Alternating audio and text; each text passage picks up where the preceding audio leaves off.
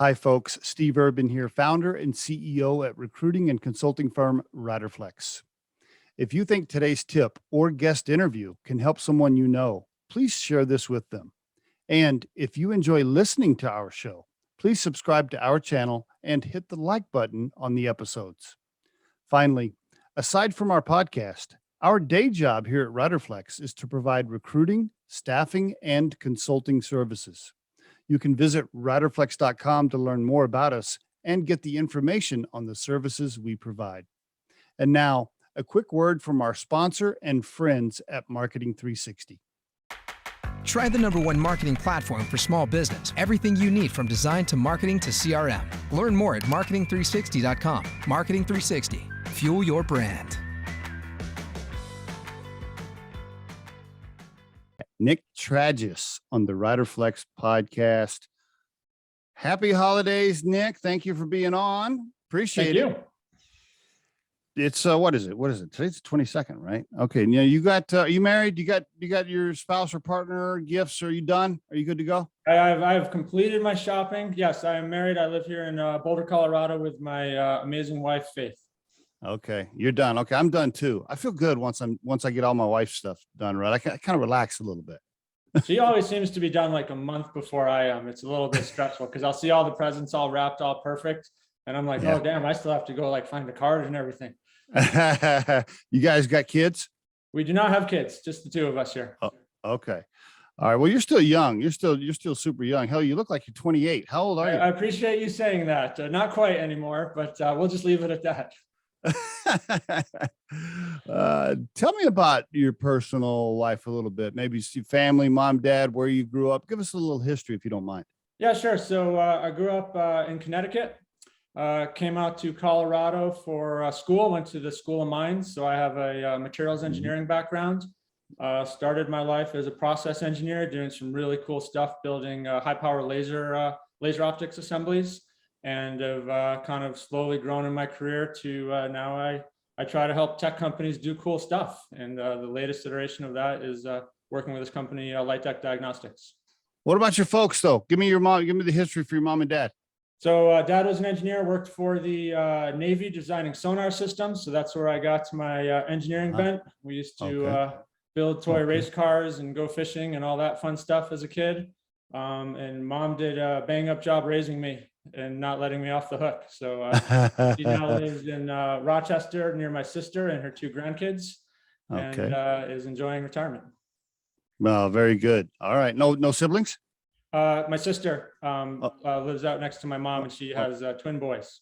By the way, I saw that we're tied to some people in Boulder that we probably know similar people. So you're in the cycling world. You know Ian McGregor from Scratch Labs? Of course. So Ian and I actually came through the ranks together. Ah, okay. All right. Well, he was quite a bit younger than me. So he was like literally just a kid and super talented. And I was a little bit older. And yeah, we came through like the amateur ranks together till we both got like our elite licenses. And then I went and got a real job, and Ian kept going for a while as a professional before he went and got a real job. So yeah, but I know Ian quite well. Very good. He was one of, we've had over 200 guests on the Riderflex podcast, but he was like, I don't know, he was in like the first 20 or so. He was on a long time ago, even before I think we started doing video. Great guy, good friend of Riderflex. Yeah, he does good stuff over at Scratch Labs. They're here in town. They do. Can you give me a good story? Like, can you give me a good party story where like Ian like got crazy? Can you tell us so when we can something? No, I think I got to protect the innocent on that one. I know. Yeah, Ian was like studying and reading Bible verses and never did anything bad, I'm sure. We'll leave it at that. I'm gonna have to make sure I tell him this about 10 minutes into the podcast. Okay, thank you for sharing some of that background. All right, so you come out of School of Mines. Congratulations, by the way. Graduating from there is no small feat. So congrats. You come out of there. Did you know exactly what you wanted to do? Were you like, okay, I'm going to work for tech companies. I'm going to be an executive. I'm going to be a CEO. Was that all a plan, or walk me through some of your career there? So I knew I wanted to be an engineer, because if you don't, you shouldn't go to the School of Mines. That's right. The one and only thing you can do there.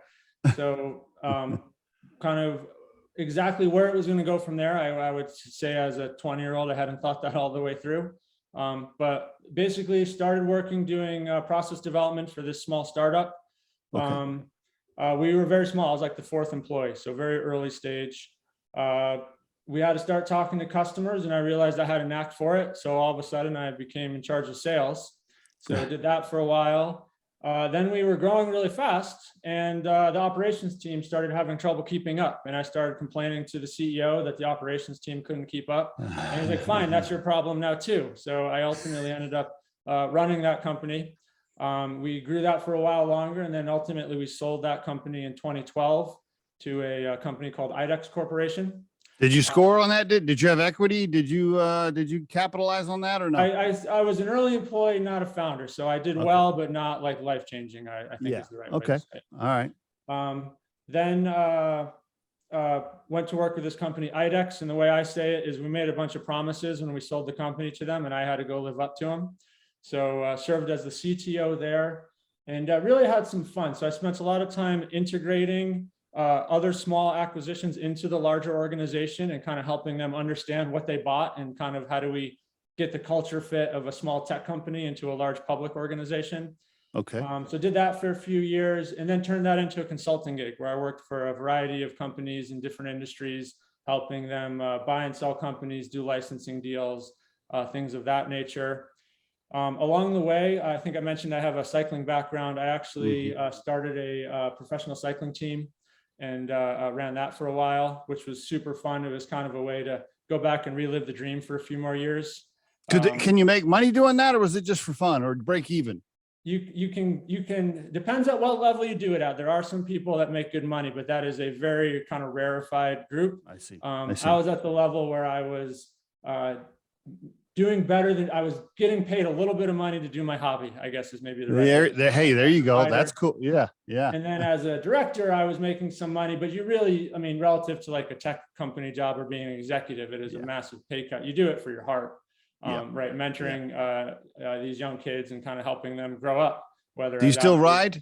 You still ride? Oh, I ride quite a bit here in Boulder. You need to train pretty hard just to be able to keep up with your friends, because everyone is professional or Olympian or something of that nature. By the way, I got a quick question for you. Why do guys that ride motorcycles call themselves bikers and guys that ride bikes call themselves cyclists? I don't know, but I will tell you, when someone calls me a biker, it totally bothers me because that's the guys that ride motorcycles. I heard that's just the way it's always been, and that's how we do it. And man, it super chased me when someone calls me a biker, because I was like, no, those are the guys that twist the throttle. I pedal. That's pretty funny. Okay, so you're doing some consulting, you're moving along, you're getting tons of experience with M&A and startups and cash raising and founders. You're getting lots of experience.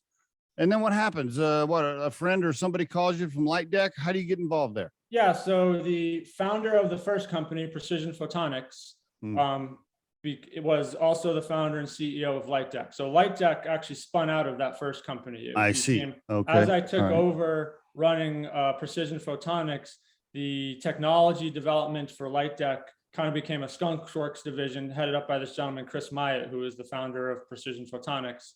He turned that into a company now that becomes Parallel Tracks, because I'm living up to the work I was talking about at IDEX, doing some consulting. Eventually, Chris called me and asked for some help. He had some licensing deals he was negotiating and asked me to come help take the lead on that. Okay. That turned into helping him with fundraising. And then very recently, this past summer, he's like, hey, Nick, we're kind of ready to enter that next stage of growth where the company is going from cool science to, hey, now we got to turn it into products and satisfy customers and put process in place. Would you be interested in taking over the reins and help kind of driving that next phase? So congratulations, CEO as of July 2021 for LightDeck, right? That sounds about right. Yes, it feels like 7 years ago already, but I think that's I think it is about 5 months. Yes.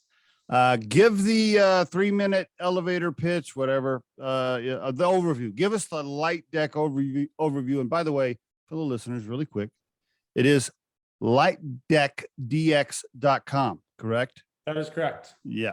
And there's a nice little video on the main page, etc. But give us the overview if you don't mind, Nick. Go ahead. Sure. So we make a point of care diagnostic instrument. It's about the size of a shoebox, and it has a little disposable cartridge, and you can measure various conditions or diseases on that cartridge very, very quickly. So for example, we are doing testing in the veterinary markets with our partner Heska, who's up here in Loveland, Colorado, testing various hormone conditions in cats and dogs. We're doing some water testing for toxins with a partner called Hawk, also here in Colorado. And then we are about to release our first human test products. The first will be a 5-minute test for the presence of COVID, which will be, when it's released, will be the fastest test on the market by quite some margin. So we're pretty excited about that. Okay, so for the listeners that are just listening and maybe not watching the video, so LightDeck, if you go to the website, it's like a little box about, I don't know, about like this. That's correct. Yeah, and you, what do you put in, a blood sample or a urine sample or what do you? It'll be a little finger prick blood draw. It could be like a swab. Like for anyone that's gotten a COVID test, you can take that swab and dip it in a little solution and load that on the cartridge. So snot, saliva, blood, water, obviously for the water testing application. So kind of a variety of matrices, if you will. What about for urine? We're not currently developing any tests that would require that, but that is something that could be done.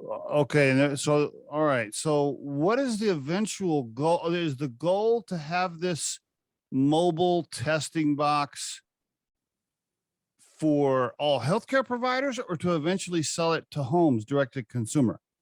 The goal of this particular box is not to go at home. It is to replace central laboratory testing with something that can be done in the doctor's office, at the bedside, or in a pharmacy, for example. So right now, when you go to the doctor's office and they draw your blood, that gets mailed away to a distant lab somewhere or goes down the hallway, and it takes several hours to several days to get back, and you have to wait for those answers.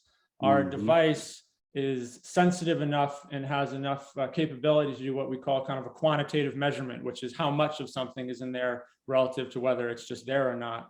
Our device is similar enough in performance to these laboratory tests that we can take a central lab test and move it to the point of care, which again is right in the doctor's office while the patient's waiting, at the counter at a pharmacy, at an urgent care clinic, et cetera. So the idea is no longer having to wait for these test results, which improves healthcare. So a good example would be, let's say that you're going to the doctor and you have chest pain, so you're worried you're having a heart attack.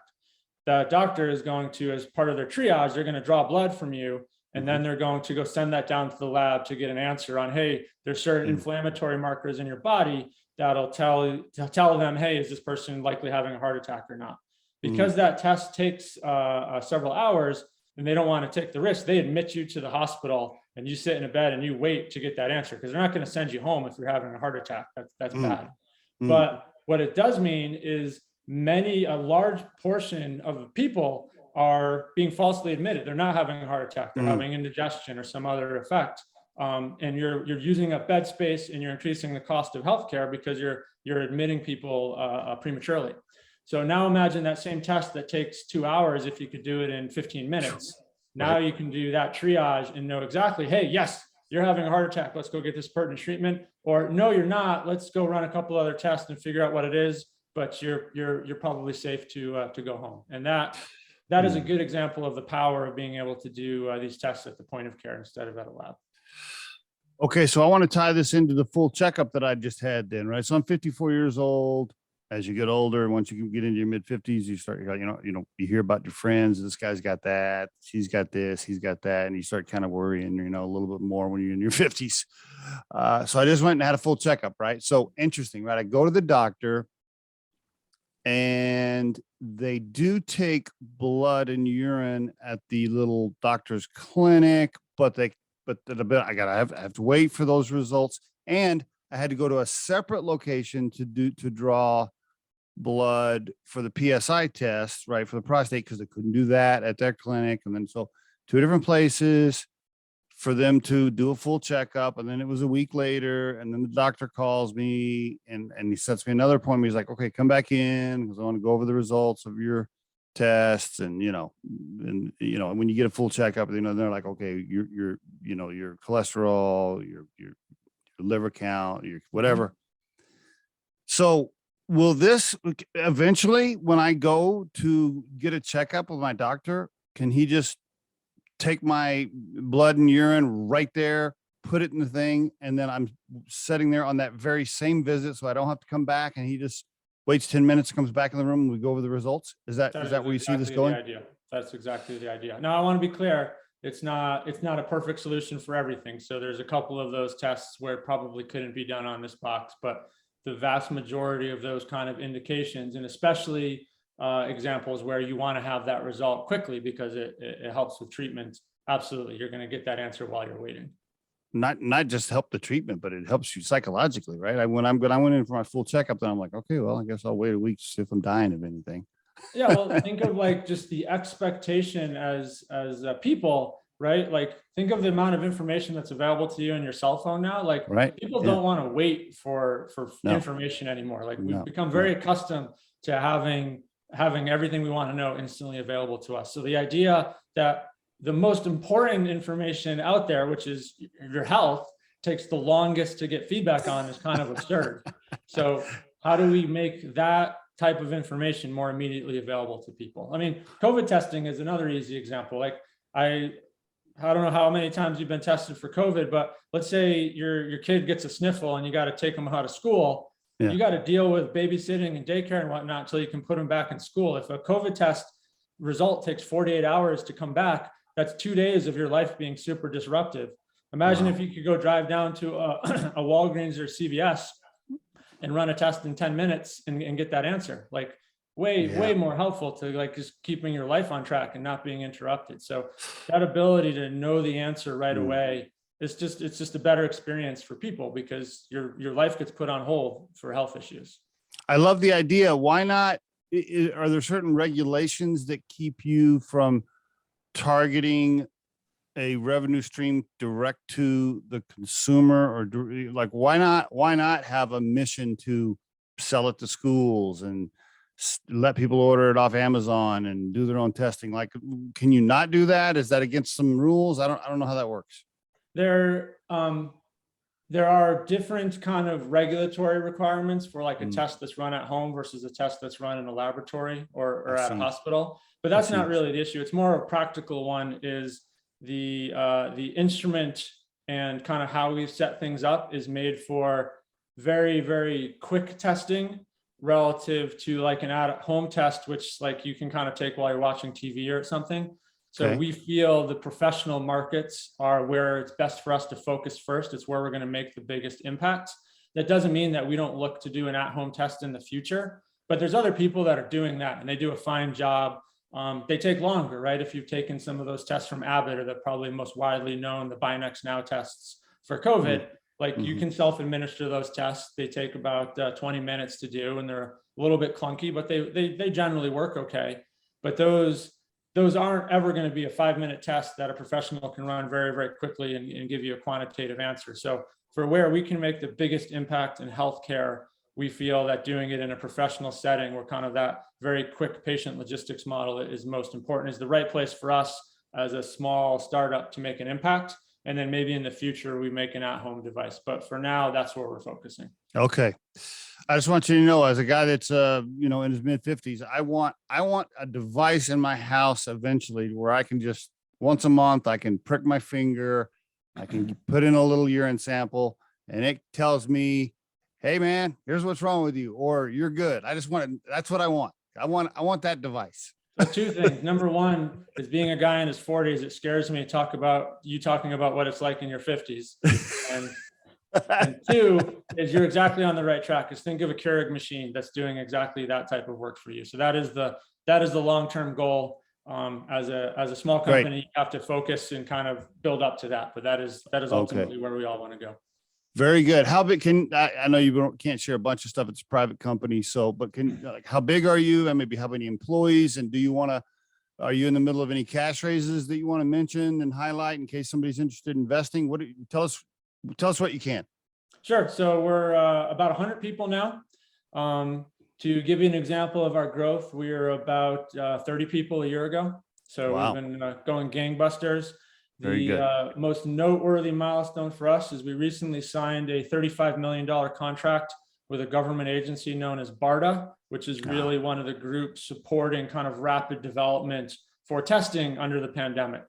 And with that $35 million grant, we're building a new factory here in Colorado to allow us to produce a higher volume of these rapid COVID tests, which again, we plan on releasing in first quarter of next year.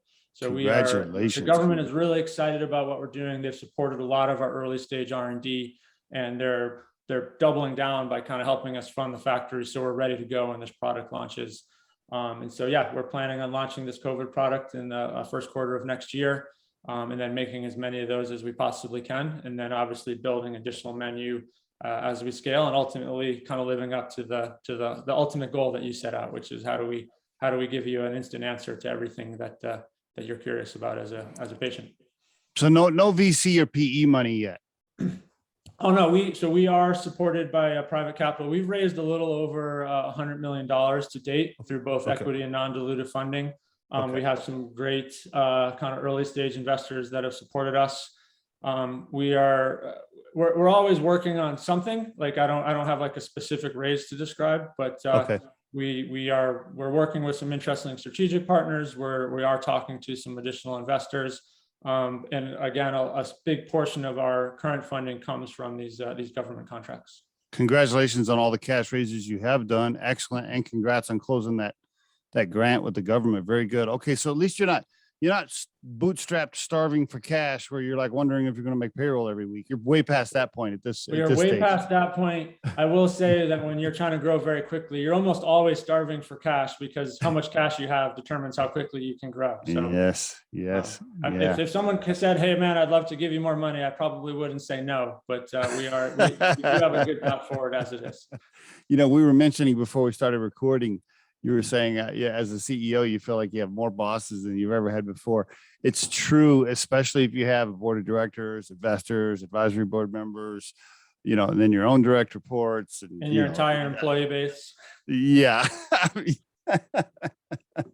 Somebody's always calling about something, right? Yeah, I've been there, my friend. I know exactly how it feels. Congratulations on the growth as well. By the way, did I mention, I know this really cool recruiting firm called Riderflex that helps people scale with talent. Did I mention that? I have heard about them. I heard good things. Tell me this. I want to ask about, let's move into, thank you for that overview of LightDeck. I want to move into some advice here on being a CEO.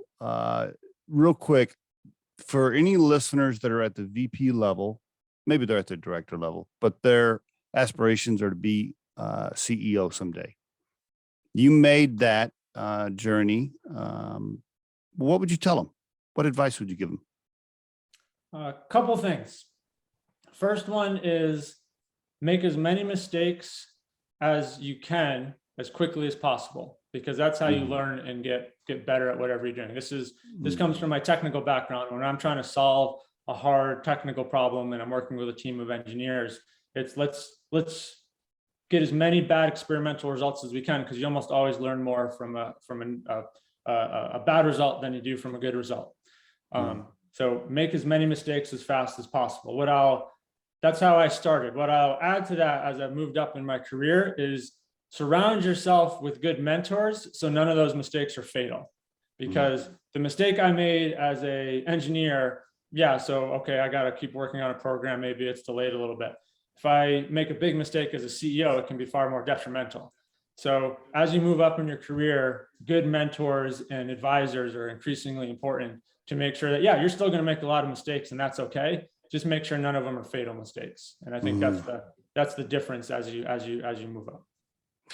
How about some couple of pieces of advice? And I know we could do a full episode on this topic, but how about for startup founders? Let's say you're speaking to 2 or 3 people that they're friends, they have an idea, they're ready to get started, they're about to file for their LLC. Any advice for early stage co-founders? So in my experience, the number one trait of a successful entrepreneur Doesn't have to do with how smart they are, how well connected they are. It's how resilient they are, because startups are hard. You're going to make mistakes. You're going to have setbacks, and it's your ability to kind of put your head down and kind of push through those are the difference between the people that are successful and the people that aren't successful. So business plans don't go in straight lines. They look like this. And eventually we get up here. And in almost every case, I will tell you that things look the most dire right before you broke through and things were the best. In almost every startup I've either worked for or with. And so it really is that the number one trait that I've seen of the successful entrepreneurs is just resilience and persistence. Isn't that so true about it's the darkest before the dawn, right? I mean, even in our recruiting firm, Riderflex, as a smaller boutique firm, I can't tell you how many times my co-founder will call me. He'll be like, well, this client that we placed 100 people in, they're good to go. They got what they needed. So we're done with that contract and we're waiting for 2 more to sign. And then we're like, okay, well, all right, what about, we need those other contracts to come in for cash. And then we're worried, and then we sat around and we're worried for a week, and then boom, 5 new contracts come in. And all of a sudden it's, holy shit, how do we do all this? I mean, it is like that, right? In the early stage. Absolutely. It is like that. Yeah. How about this? Speaking of hiring and interviewing, so you've scaled pretty fast. What's Nick's secret sauce when he's dissecting a human being in front of him, basically to decide whether or not they're good for the team? So, and for me, I'm far more like, if you've gotten in front of me, you clearly have some qualifications to do the job, right? You wouldn't have gotten that far in the interview process or the resume screen. Like, we have good recruiters that will screen interview candidates and say, these people are qualified. So by the time I'm talking to someone, I'm really more interested in kind of attitude and culture fit. Okay. Like, are we going to work well together? Are we going to have fun? What are you going to be like when things get tense? I think a good way to look at it for a startup especially is I look for what I would call low inertia people, and that you can change directions quickly and you're adaptable if, hey, the business plan gets adjusted. Because especially in earlier stage companies, you might have a great business plan and then an opportunity comes up and you're going to shift gears to chase that opportunity. And the companies that can do that well are the ones that are going to win. As a small company, that's your biggest advantage, because you're way cash strapped relative to the big existing competitors, especially in a space like diagnostics, where we're competing with billion-dollar organizations. Like, that's who our competition is. I'm not going to outspend Abbott or Roche. What I can do is move more quickly and adapt to a situation. And so people that can do that are what I'm primarily looking for. It's true. If you're a candidate that's worked for a Fortune 500 company your whole life, and you're used to a perfect little square box in a black and white world where everything just runs smooth and you do the same thing every day, and then you're about to go to work for a startup, your head's going to explode. Yeah, and I would add to that. It's been interesting and a learning experience for me in this particular industry, because in diagnostics, it's a regulated industry, right? All of our products have to get approved by the FDA to be sold and used in the US. And so that whole idea of moving quickly and being nimble still holds, but you have to do it within a regulatory framework that you're checking the appropriate boxes. So it becomes a really interesting and a challenge to balance kind of that discipline and rigor of developing under an FDA guidance type protocol, while still being flexible enough to kind of innovate and pursue. And so you have to have a healthy medium between the two of them. Whereas there's other industries where you can just, like, say, like general tech industry, where you can just innovate as fast as possible. It's a much less regulated industry. Where here you have to balance the two of them. And that's been a good and recent lesson for me as we kind of scale up and get ready to release products. Is the goal also to eventually be bought by one of those billion-dollar companies? Is there a whiteboarded out master plan to sell at a certain stage? Sure. I mean, the current plan is always continuing to grow and increase the value of the company. So there are people that are always kicking the tires, and yes, the ultimate goal is an exit for our investors, whether that's through an acquisition or through a public offering. I think for our company, because the technology is so unique and game-changing, that a strategic acquisition does make the most sense. But instead of chasing those acquisitions, I strongly feel, regardless of what you're doing, the best thing you can do is continue to build your company and increase its value, and those deals will come instead of trying to force it. I like that. Very good. Okay. Thank you for that overview. I want to ask you here as we move towards the latter part of this conversation, can I ask you about a few hot topics around being a CEO these days as it relates to social media and different and remote work and some other hot topics? Because a lot of CEOs are faced with these decisions, a lot of things hitting them besides running the business. They're getting hit with some of this other stuff. I want to ask you a few questions around it. The first one is, what are you doing with this, with COVID, as far as employees go? Are you guys making them wear masks? Are you forcing them to have vaccinations? Are you letting, what's your COVID stance with your employees right now? So we take a very conservative stance with COVID. Our employees' safety is very important to us. Okay. So as a government contractor, we actually have to follow the vaccination mandate. So, we do have a mandated vaccination policy at LightDeck. That would have been required just by our status as a government contractor either way. I see. We implemented that very, very quickly. We do have a mask policy as well, which is really a current county mandate here where we're located. Okay. But I would say, again, we have 99% of our employee base is vaccinated, and those that aren't have a real reason not to be, and everyone wears masks. So it's about the safest place you could be in that regards. We also encourage regular testing. Amusingly enough, because our product isn't fully through the regulatory process, we can't use our product to test our employees just yet. So we do send them out for other testing. That'll change very quickly. But we give employee paid time off to get tested, to get vaccinations, to get booster shots. Okay. We take that very seriously, and we have a very good kind of notification process when we do have breakthrough cases. And we have had a couple examples of vaccinated employees getting COVID for various exposures, and we have them stay home and react accordingly. How do you feel about remote work versus in the office? What's your stance on it right now as a CEO, and where do you think it's going?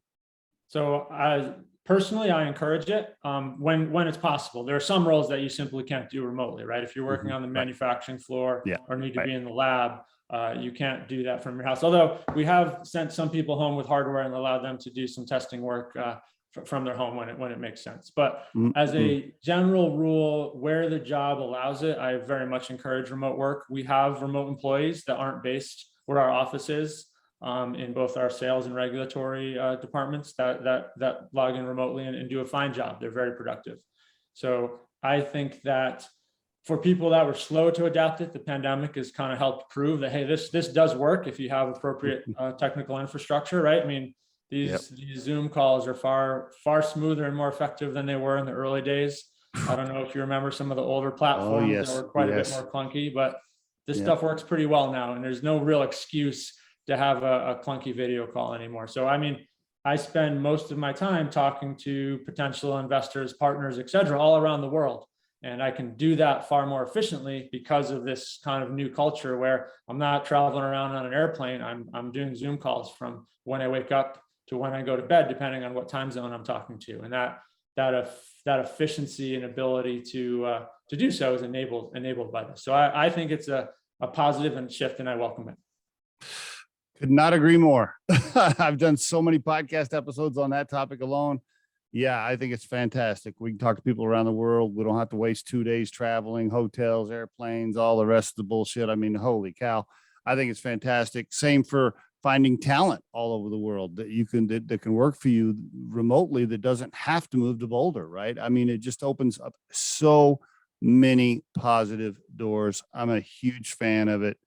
And lately in the press, lately, it feels like I'm seeing some articles where companies are trying to edge back to forcing people to come back to buildings. And I'm just thinking to myself, what? No. To your point, yeah, you're in manufacturing, you're in construction, if you have to touch something or whatever, sure, I get it. But I've just said this so many times, we shouldn't, if you're doing phone and laptop work, you really shouldn't have to drive into a building. That's crazy. we need to just stop doing that as a society, I think. Office space is expensive, right? Especially Yes. as you grow. I actually couldn't fit my entire company in our building if I'd made everyone show up to work. Like, I just Gotcha. couldn't fit them. So it's beneficial across the board. Couldn't agree more. And what about this? I see this in the press a little bit, where some of these bigger companies are putting in monitoring systems for their remote employees to where they can either watch them on camera or see how long they're typing on their keyboard and crap like that. What are your thoughts there? I would prefer to hire good people and trust them to do their job than to babysit them. I don't have the time or inclination to do that. Like, I'd like to think that I can tell that based on someone's output if they're working or not. Bingo. We get paid for results, right? Just show me the results. I always tell my remote workers, because we have, remote recruiters all across the country for Riderflex. And I just tell them, I say, look, it's real simple.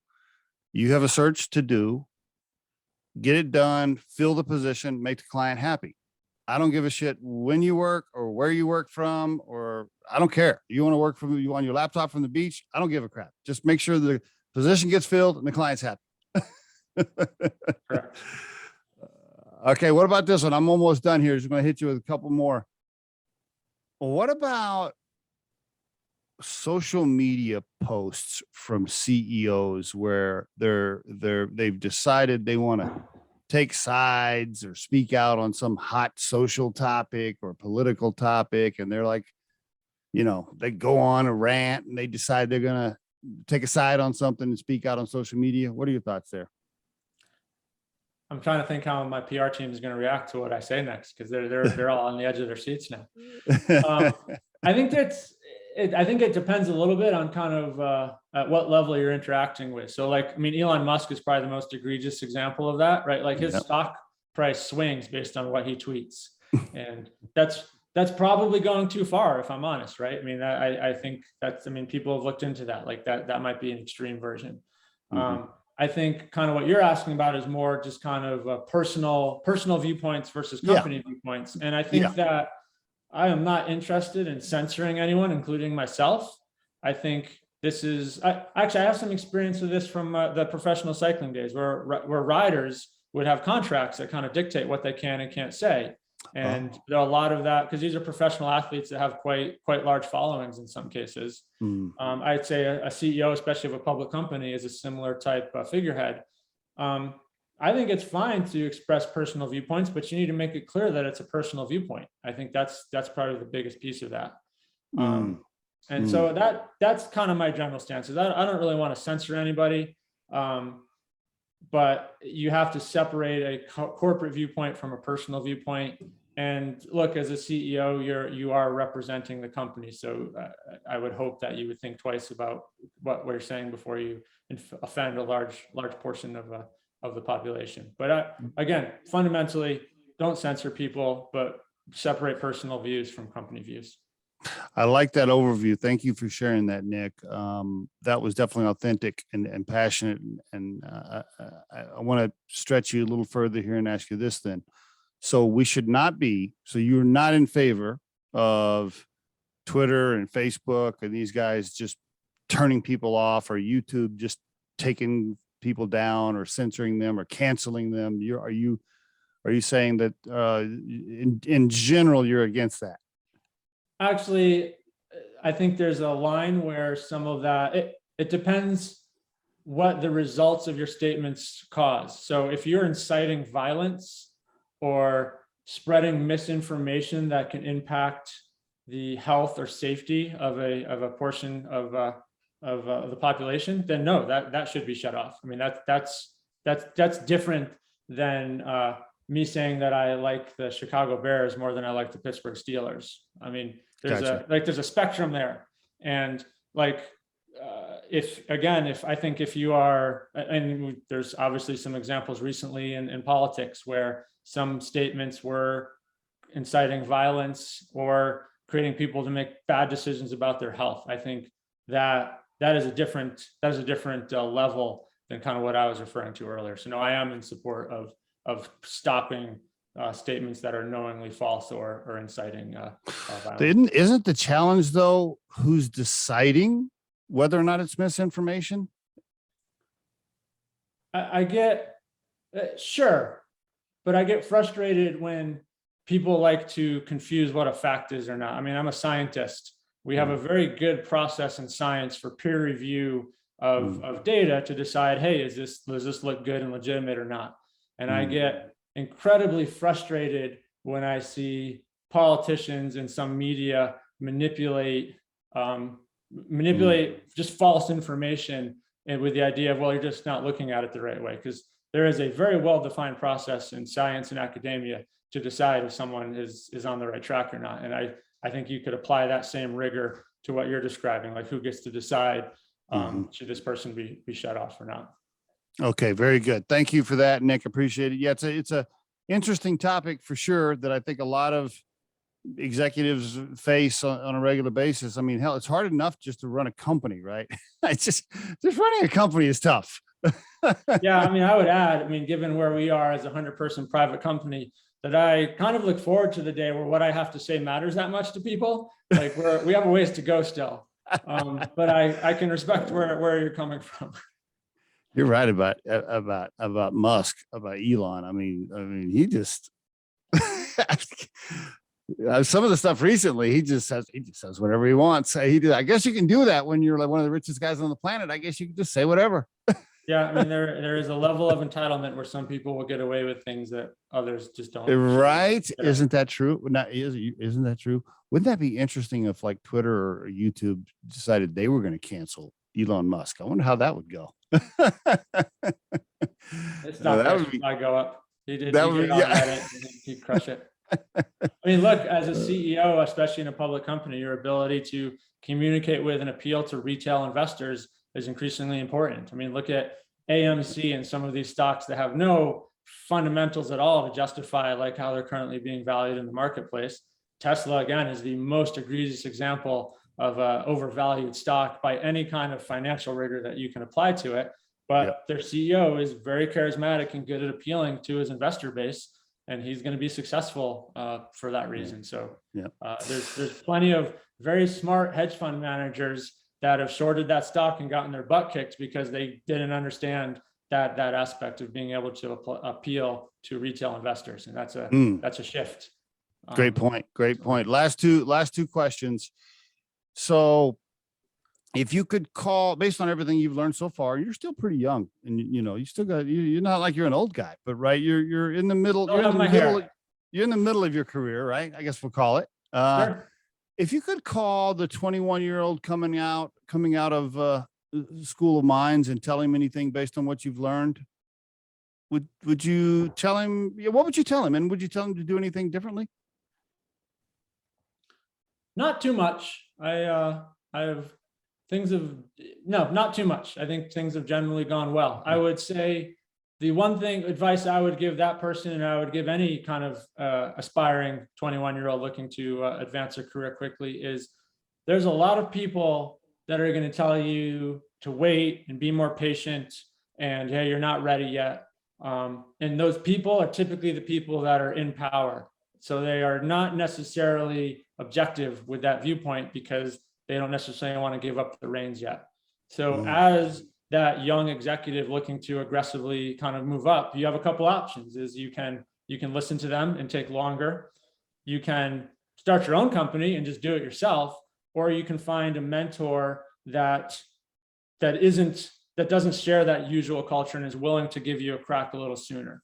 And I would say in my case, I was very lucky and privileged to work with, again, Chris, the founder of Precision, who was very happy to give me enough rope to hang myself way before I deserved it. And I was able to come through on that and work it out, right? Again, I made a lot of mistakes, but generally moved things in the right direction and was able to move my career forward more quickly. I see lots of people, especially in larger organizations, that are probably too patient about that. And I think that is something, if you're young and smart, find mentors that'll help you push that forward instead of telling you to wait, because that's not always the best advice. Good stuff, Nick. Last question. If you could put your core purpose in life into a sentence or two, what would that sound like? I want to make an impact on other people's lives in a positive fashion. And there's a couple ways that I look at that. One is just through mentorship, like we talked about, working with younger cyclists. Some of my best accomplishments aren't helping a young cyclist get a pro contract. It's helping a young cyclist get an internship that turned into a professional career outside of the sport. I think in the case of what we're doing with LightDeck is we're building a product that if I can get it out in the field and execute well, will change how healthcare is administered. And that's really cool. And that motivates me greatly. Nick, thank you so much for being on the Riderflex podcast and sharing your story and telling us about LightDeck. I appreciate it. Thank you. Likewise.